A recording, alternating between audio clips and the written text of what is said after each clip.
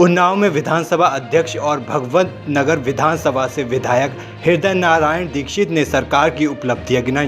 Press वार्ता करते हुए उन्होंने कहा, भाजपा सरकार एमएसपी पर किसानों की उपज खरीद कर रही है, बंद चीनी मिलों को चालू कराया और गन्ना किसानों को 1,43,00,000 करोड़ का भुगतान कराया गया है। उन्होंने कहा, पिछले कुछ सालों में राज्य सरकार प्रदेश की छवि में सकारात्मक बदलाव लाने में सफल हुई है।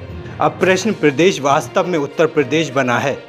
राज्य सरकार ने कानून व्यवस्था को चुस्त दुरुस्त बनाने के लिए प्रभावी कदम उठाए हैं। अपराध और भ्रष्टाचार पर जीरो टॉलरेंस की नीति अपनाई गई। माफियाओं की अवैध ढंग से अर्जित 1800 करोड़ रुपए जब्त और ध्वस्त की गई है और प्रदेश में एक भी दंगा नहीं हुआ।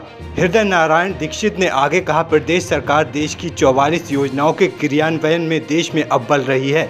अब तक विभिन्न योजनाओं के तहत किसानों, नौजवानों, गरीबों, महिलाओं समेत अन्य लाभार्थियों को 5 लाख करोड़ रुपए की धनराशि डीबीटी की गई है। सभी प्रकार की पेंशन, छात्रवृत्तियां, किसानों को अनुदान, उनकी उपज की खरीद का भुगतान सहित सभी सरकारी सहायता राशि लाभार्थियों के बैंक खातों में सीधे पहुंच रही है। साथ ही उन्होंने कहा, इस समय भाजपा की लहर है। भाजपा के संकल्प पत्र से समाज का हर तबका आकर्षित है। प्रदेश में भाजपा 340 सीटें जीतकर एक बार फिर से अपनी सरकार बनाएगी। पहले तो ममता बनर्जी जी का मैं उत्तर प्रदेश में स्वागत करूंगा। हम छोटे कार्यकर्ता हैं, वो बड़ी कार्यकर्ता हैं, चीफ मिनिस्टर हैं। दूसरी बात कि चुनाव के दौरान और उसके बाद भी जिस तरह से पश्चिम बंगाल में हिंसा हुई और पश्चिम बंगाल की गलियां रक्त रंजित हो गईं, माननीय उच्च न्यायालय को हस्तक्षेप करना पड़ा, देश के संघीय ढांचे को भी ललकारा गया।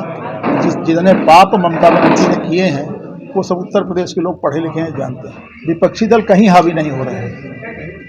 वो कहीं कहीं तेज बोलते हैं, कहीं कहीं अनर्गल बोलते हैं, कहीं कहीं आक्रामक हो जाते हैं, कहीं कहीं विषयांतर करते हैं, मूल विषय को उठाने का प्रयास नहीं करते। तो इसलिए विपक्षी दलों को कोई उत्तर प्रदेश की आदरणीय जनता सम्मान वो कोई महत्व नहीं देती है।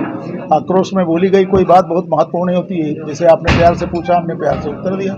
इसी को हम चिल्लाकर कहते हैं कि 340 आएंगे, तो लोग कहते हैं कि विपक्षी बढ़िया बोल रहा है।